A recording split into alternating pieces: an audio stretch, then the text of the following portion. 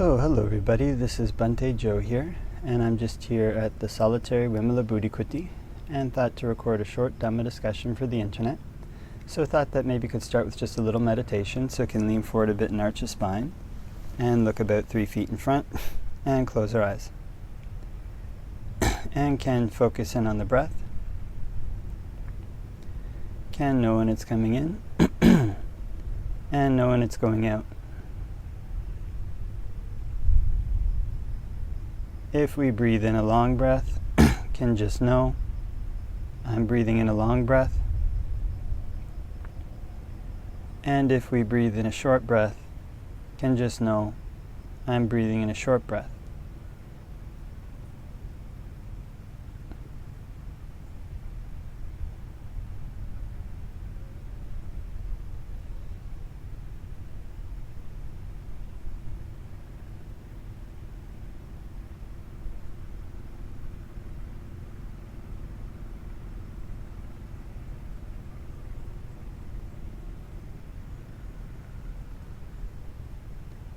And can focus in on the breath at the tip of the nose. And when watching the breath at the tip of the nose, can be good to try to make mindfulness as continuous as possible.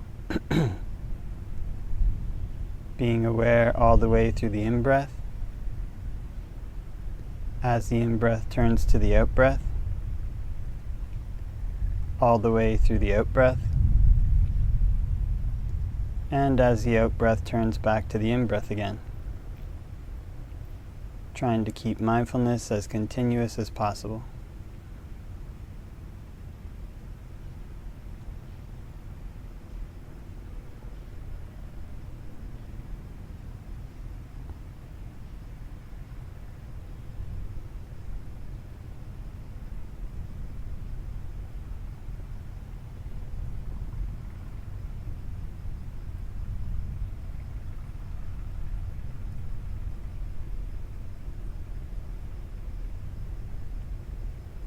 And can just pose a question in the mind.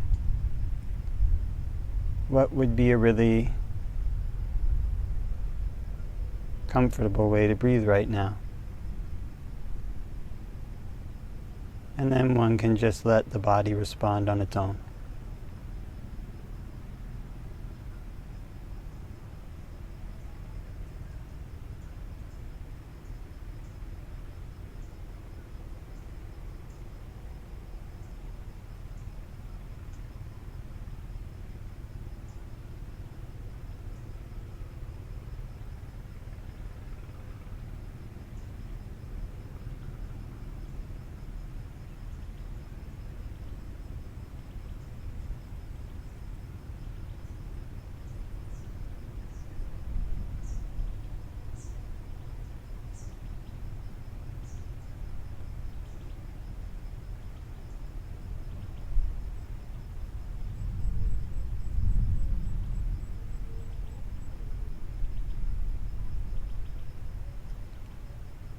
And if the mind wanders off,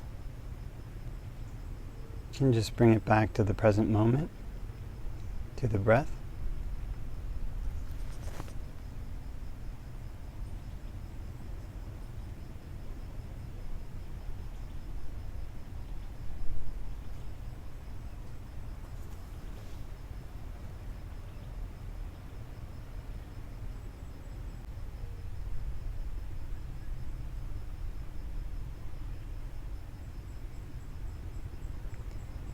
And before we finish meditating, you can spread thoughts of goodwill, wishing may all beings all around everywhere be happy and at ease. May they put in place the causes necessary to be happy and at ease. And we can make the mind infinite, can make it unbounded, all the way to the ends of the universe and beyond. In every dimension, may all beings all around everywhere be happy and at ease.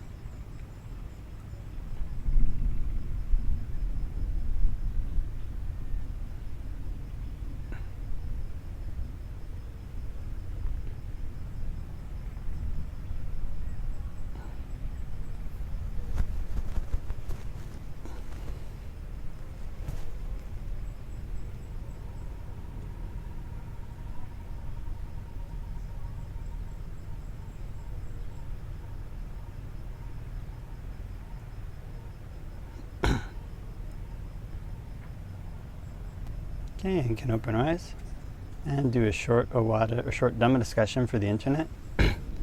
Namo tassa bhagavato arahato samma sambuddhassa. Namo tassa bhagavato arahato samma sambuddhassa. Namo tassa bhagavato arahato samma sambuddhassa. Buddhaṃ saranang gacchāmi, Dhammaṃ saranang gacchāmi, Saṅghāṃ saranang gacchāmi. Dutiyampi Buddhaṃ saranang gacchāmi, Dutiyampi Dhammaṃ saranang gacchāmi, Dutiyampi Saṅghāṃ saranang gacchāmi. Tatiyampi Buddhaṃ saranang gacchāmi, Tatiyampi Dhammaṃ saranang gacchāmi, Tatiyampi Saṅghāṃ saranang gacchāmi. So I hope that everybody's having a great day wherever it might be. And I'm just here at the solitary, I call it Vimala Buddhi Kuti.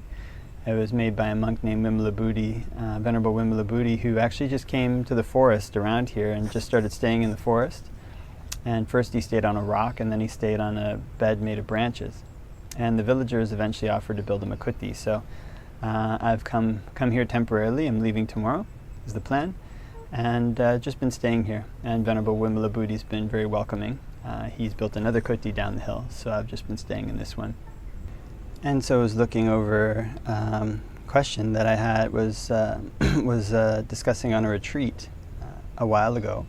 And the question was, what are some of the obstacles or potential obstacles, paraphrasing, that one should avoid on the path? And so obviously this is quite a big question. One can't necessarily list all of the obstacles that one's going to face on the path. The Buddha tends to lay out more principles that one should keep in mind when facing any obstacle. And so one of the most important is that when one sets out to practice meditation, to practice with the aspiration, well, I guess first of all, one should overcome any obstacle that would prevent one from generating the aspiration to try to strive for nibbana, basically to try to strive for the final goal. There are sometimes thoughts that come up that this kind of goal is no longer possible in this day and age, or not possible, at least none of the noble attainments are possible for a lay person, or if one is a monk, that one can't do it, these kind of things. So sometimes one will, for that reason, settle on a lower goal. One will settle on a goal like going to heaven, or if one is a lay person, basically meditating for clearer mind so one can be more successful at work or have better family life and these kind of things. And so the first and most important obstacle, I guess, that one may encounter is that one should try to avoid any sense of despair that would prevent one from generating the desire, having a goal in mind, having an aspiration in mind for nibbana. And so another one is this, when one sets out to practice with this goal, with this aspiration, one encounters many, many different obstacles. It's kind of, one can't list them all. And one might not even remember them all. Whatever one tends to encounter along one's path. One basically has to use ingenuity, as the Buddha's teachings, as well as ingenuity, to try to solve the problems that arise in the mind at that time. And so this is where the Buddhist path becomes a craft, where it becomes a skill rather than just something that one learns from the books. When one sets out to actually try to do the work oneself, this is where one sees the kind of trickiness of one's own defilements, the trickiness of the habits of the mind, and where one actually learns to apply the Buddhist teachings to counter them. This is when one gains skill in the Dhamma. But when one is engaged in this, kind of what you call struggle, engage in this struggle to overcome one's bad mental habits, develop good mental habits, to try to basically find stronger and stronger, or more and more stable sources of happiness, then inevitably what one will encounter on the way is basically obstacles that one had never faced before. And one can sometimes think, I can't overcome this obstacle, it's too difficult. I just can't, I can't see a way around it. Whatever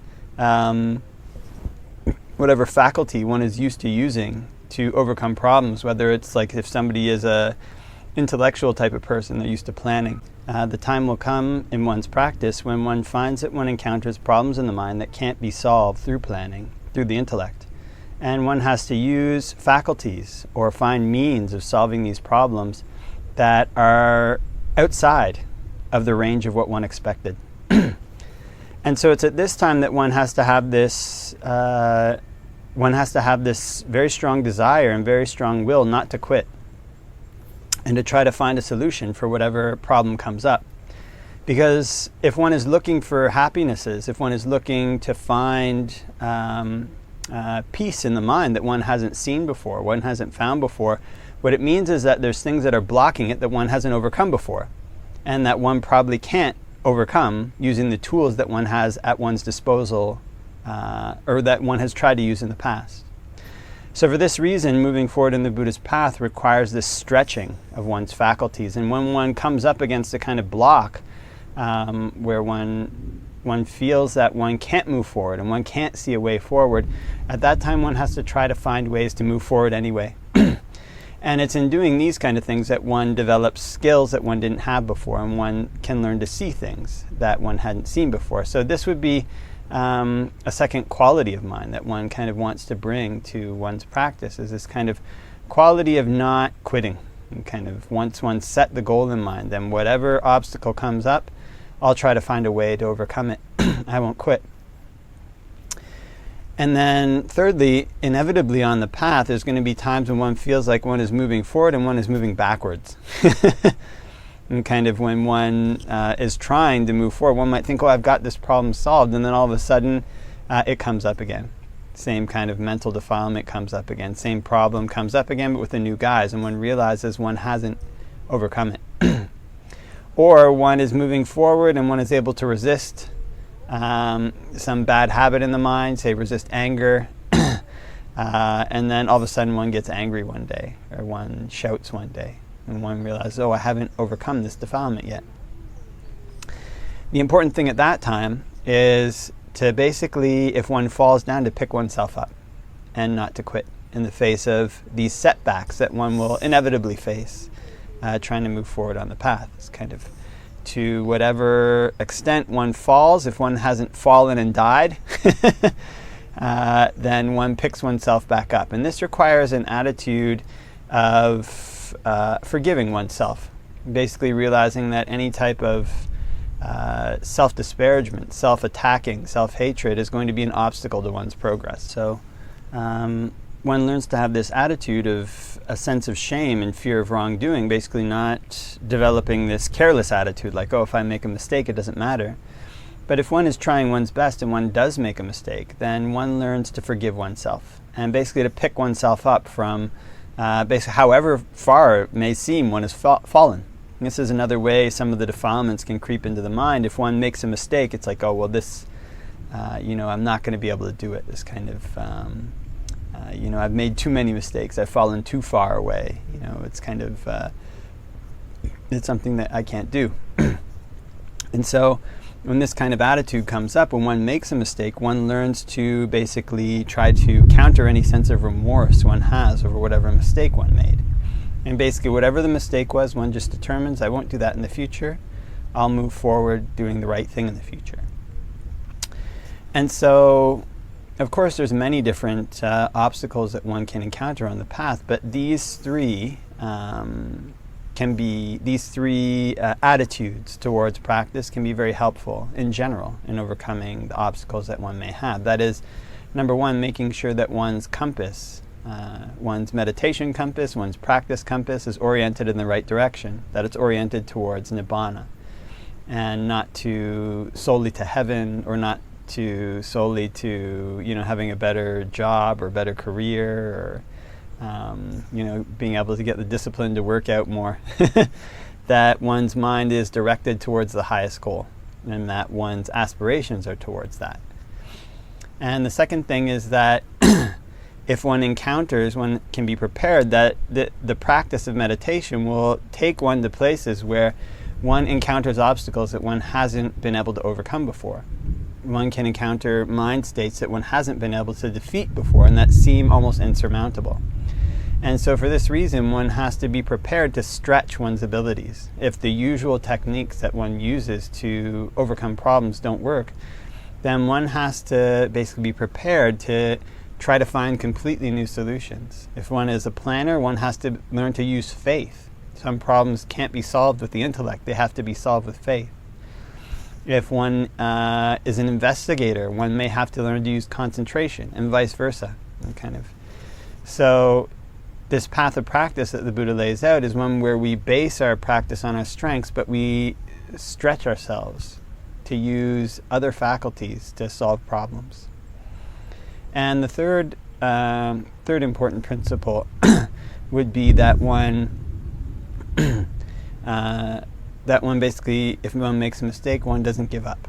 One learns to pick oneself up. Whatever the mistake may be, one learns to overcome the sense of remorse that comes with that mistake, and basically learns to move forward with this intention: I won't make that mistake again. So those are just a few principles that may be helpful in general for overcoming obstacles, whatever the myriad obstacles may be on the path that one can't plan for, to develop in wholesome ways, and hopefully to develop in wholesome ways that one hasn't seen before, move forward on the path towards achievements and goals that one hasn't achieved before. So I think leave that for reflection, and hope that everybody has a great day wherever it might be, and wishing all the blessings of Dhamma practice.